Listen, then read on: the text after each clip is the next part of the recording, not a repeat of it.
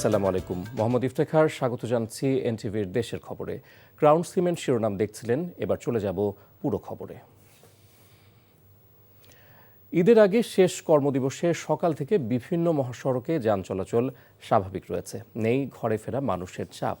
মুন্সিগঞ্জে ঢাকা মাওয়া এক্সপ্রেসওয়েতে ঈদে ঘরমুখো যাত্রায় যান চলাচল নির্বিঘ্ন রয়েছে। স্বাভাবিকের চেয়ে দূরপাল্লার যান চলাচল কিছুটা বৃদ্ধি পেলেও মহাসড়কের কোথাও যানবাহনের বাড়তি চাপ নেই। তৎপর রয়েছে হাইওয়ে পুলিশ।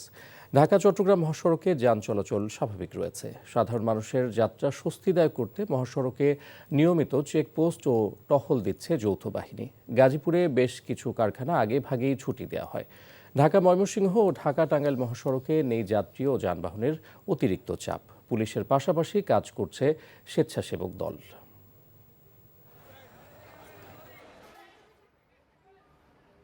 এই ঘরমুখী মানুষের যাত্রাকে স্মুথ করার জন্য, সেভ করার জন্য আমরা এই ট্রাকগুলোকে এই কয়েকদিন আমরা ডাইভার্ট করে দিব, অন্যদিকে যাবে। আর গাড়িগুলোকে যেন চাকা ঘুরে এবং কেউ যেন এখানে পার্কিং করে না রাখে, সেই ব্যবস্থা আমরা করছি। ঈদ আসলেই ঢাকা সিলেট ও কুমিল্লা সিলেট মহাসড়কে দেখা যায় যানবাহনের সারি। এবার ভিন্ন চিত্রে স্বস্তিতে যাত্রীরা। এদিকে আশুগঞ্জ থেকে আগরতলা পর্যন্ত সড়ক সংস্কার চলছে। এতে সামনের কয়েকদিন ভোগান্তির আশঙ্কা করা হচ্ছে। তবে যানজট নিরসন ও ঈদ যাত্রা নির্বিঘ্ন করতে বিভিন্ন উদ্যোগের কথা জানিয়েছে প্রশাসন। ব্রাহ্মণবাড়িয়া থেকে শিহাবুদ্দিন বিপুর পাঠানো রিপোর্ট। ঈদযাত্রায় ঘরমুখো মানুষের সবচেয়ে বড় বাধা সড়কের যানজট। ব্রাহ্মণবাড়িয়ার ঢাকা সিলেট ও কুমিল্লা সিলেট মহাসড়কে ঈদ ঘিরে যানবাহনের চাপ বেড়ে যায় কয়েক গুণ। এতেই যাত্রীদের পড়তে হয় চরম ভোগান্তিতে। এবার এ পথের যাত্রীদের আতঙ্ক আশুগঞ্জ থেকে আগরতলার 50 কিলোমিটার সড়ক 4 লেনে উন্নীত করার কাজ চলমান থাকায় এর 31 কিলোমিটার অংশ দিয়ে 2 লেনে চলছে যান চলাচল। তবে প্রায় 7 কিলোমিটার অংশের কাজ চলছে ধীর গতিতে, ফলে ভোগান্তিতে যাত্রী ও পরিবহন চালকরা।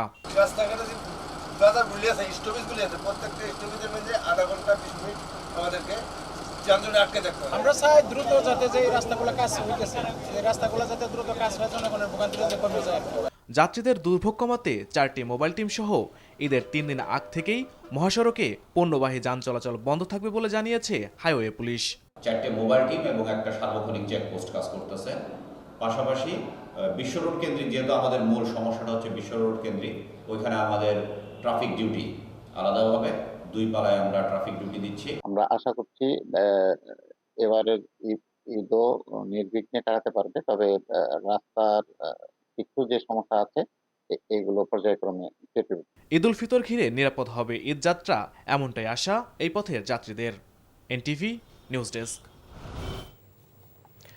ঢাকা দক্ষিণ সিটি কর্পোরেশনের মেয়র ঘোষণা করা হয়েছে বিএনপি নেতা ইশরাক হোসেনকে। আর 2020 সালে শেখ ফজলে নূর তাপসের বিজয়ী ফল বাতিল করেছেন আদালত। নির্বাচনী ট্রাইব্যুনালের বিচারক মোহাম্মদ নুরুল ইসলাম এ রায় দেন। 2020 সালের 1 ফেব্রুয়ারি অনুষ্ঠিত দক্ষিণ সিটি কর্পোরেশন নির্বাচনে বিএনপি প্রার্থী ইশরাক হোসেন ভোটে কারচুপির অভিযোগ এনে মামলা দায়ের করেন। পরে আজ এ মামলার রায় দেন আদালতে। এতে শেখ তাপসের ফল বাতিল করে ইশরাক হোসেনকে মেয়র ঘোষণা করেন নির্বাচনী ট্রাইব্যুনাল। এর আগে গত বছরের 19 আগস্ট শেখ ফজলে নূর তাপস ও আতিকুল ইসলাম সহ 12 সিটি কর্পোরেশনের মেয়র অপসারণ করে সরকার।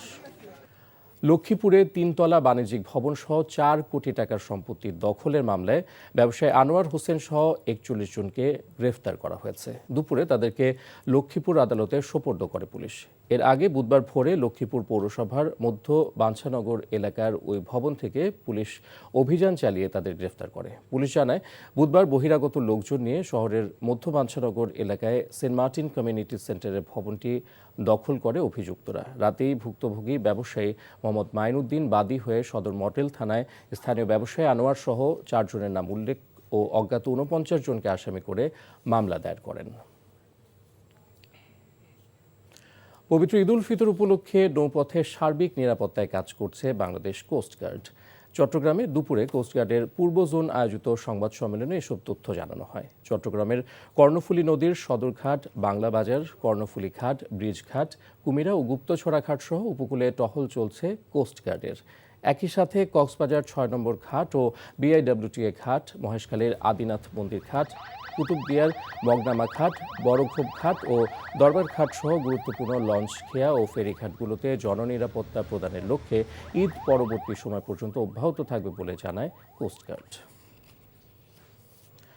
পাবনায় মুক্তিযোদ্ধাদের সম্মাননা অনুষ্ঠানে বিএনপির প্রতিষ্ঠাতা শহীদ রাষ্ট্রপতি জিয়াউর রহমানকে স্বাধীনতার ঘোষক বলায় ভুয়া ভুয়া স্লোগান দেওয়ার অভিযোগ উঠেছে আওয়ামী লীগপন্থী মুক্তিযোদ্ধাদের বিরুদ্ধে।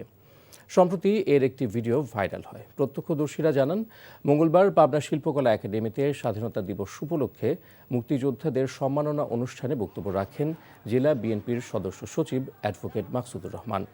এ সময় তিনি শহীদ প্রেসিডেন্ট জিয়াউর রহমানকে স্বাধীনতার ঘোষক বললে আওয়ামীপন্থী মুক্তিযোদ্ধারা প্রতিবাদ করে ভুয়া ভুয়া স্লোগান দেন। এক পর্যায়ে চলে যান মাকসুদ। তিনি অভিযোগ করেন, সেখানে পতিত সরকারের দোসররা ঢুকে অনুষ্ঠান নষ্ট করার ষড়যন্ত্র করছিল।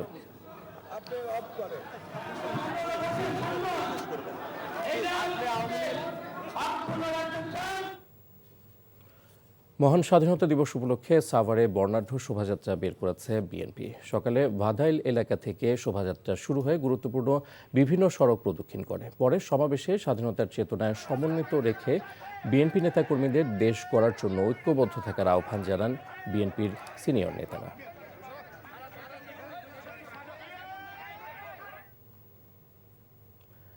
হাতির আক্রমণ থেকে রক্ষা ও সমাধানের দাবিতে চট্টগ্রামে সড়ক অবরোধ করে বিক্ষোভ করেছেন এলাকাবাসী। সকাল থেকে আনোয়ারা, কর্ণফুলী ও বাঁশখালী সড়কে প্রতিবাদ কর্মসূচি পালন করেন তারা। এতে চট্টগ্রামের সাথে 4 উপজেলার কয়েক ঘন্টা সড়ক যোগাযোগ বন্ধ হয়ে যায়। কেপিজেড বনাঞ্চল থাকা বন্য হাতি বিভিন্ন সময় লোকালয়ে ঢুকে মানুষের ঘরবাড়িতে তাণ্ডব চালায়। সম্প্রতি হাতির আক্রমণ বেড়ে যাওয়ায় উদ্বিগ্ন স্থানীয়রা। প্রশাসন কার্যকর ব্যবস্থা নিচ্ছে না বলে অভিযোগ বিক্ষোভকারীদের। তারা জানায়, দীর্ঘ কয়েক বছরে হাতির আক্রমণে কর্ণফুলী ও আনোয়ারায় 30 জনের মৃত্যু এবং আহত হন 2 শতাধিক। নারায়ণগঞ্জে সেবামূলক একটি সংগঠনের পক্ষ থেকে অসহায়, দুস্থ ও সুবিধাবঞ্চিত কয়েক হাজার নারী, পুরুষ ও শিশুদের মাঝে ঈদ সামগ্রী দেওয়া হয়েছে। সকালে নারায়ণগঞ্জের নিতাইগঞ্জে অবস্থিত ভালো সেন্টার ভবনে 2000 পথ শিশু, দুস্থ নারী, পুরুষদের মাঝে এই ঈদ সামগ্রী বিতরণ করেন বিশিষ্ট সমাজসেবক আলী আকবর বাবু। এছাড়া পথ শিশুদের মাঝে বিভিন্ন খেলনা বিতরণ করা হয়। পর্যায়ক্রমে পুরো নারায়ণগঞ্জে এমন কার্যক্রম চালিয়ে যাওয়ার ঘোষণা দেন সংগঠনের সভাপতি শাহরিয়ার রহমান। ঈদের শেষ মুহূর্তেও টাঙ্গাইলের তাঁতপল্লীগুলোতে চলছে জমজমাট কেনাবেচা। প্রিয়জনদের জন্য পছন্দের শাড়ি কিনতে ক্রেতারা ভিড় করছে তাঁতপল্লীতে। প্রতি বছরের মতো শাড়িতেও এসেছে বৈচিত্র্য। এছাড়া শাড়ির দামও নাগালের মধ্যে বলে জানিয়েছেন ক্রেতা বিক্রেতারা। টাঙ্গাইল থেকে মোহাম্মদ হোসেনের পাঠানো রিপোর্ট। রমজানে দেশের বিভিন্ন অঞ্চল থেকে পাইকারি শাড়ি ব্যবসায়ীদের ভিড় বাড়তে থাকে টাঙ্গাইলের এসব তাঁতপল্লীতে। আর মাঝামাঝি সময়ে এসে টাঙ্গাইল ও এর আশেপাশের এলাকা থেকে ক্রেতারা আসতে শুরু করে নিজের এবং পরিবারের জন্য পছন্দের শাড়ি কিনতে। এরই ধারাবাহিকতায় রমজানের শেষ মুহূর্তে ক্রেতাদের পদচারণায় মুখর তাঁতপল্লীগুলো। আমরা ভাবছিলাম যে এটা একটা এফেক্ট হবে, যেহেতু পরিবর্তিত একটা পরিস্থিতি, কিন্তু যে পরিস্থিতি হোক, মানুষ তার ঈদকে ঠিকঠাক মতে ঠিকঠাকভাবে পালন করবে, এটা আমাদের বিশ্বাস ছিল এবং আমার বিশ্বাস ছিল সেটা হয়েছে। নানা ধরনের আর ডিজাইনের শাড়ি বিক্রি হচ্ছে, আর দাম অনেকটা নাগালের মধ্যে থাকায় ক্রেতারাও দারুণ খুশি। আমরা আর কি যেভাবে স্বাচ্ছন্দ্য বোধ করি, ওনারা এখান থেকে আমাদের কাছে প্রাইস রেঞ্জটা ওইভাবেই রাখেন। উন্নত মানের একটু কালেকশন দেখে আর কি এখান থেকে নিই। বাজেটের মধ্যে যতটুকু দরকার মাশাআল্লাহ একটু ভালো মানের পাই, এজন্য পাত্রাইলে আসি। আমি লালমিয়ার থেকে আসছি এখানে শাড়ি কেনার জন্য। আসলে এখানকার শাড়ির মানটা খুবই ভালো। ঈদকে ঘিরে টাঙ্গাইলের তাঁতপল্লীর শাড়ি বেশ ভালোই বিক্রি হচ্ছে বলে জানান ব্যবসায়ীরা। NTV news desk.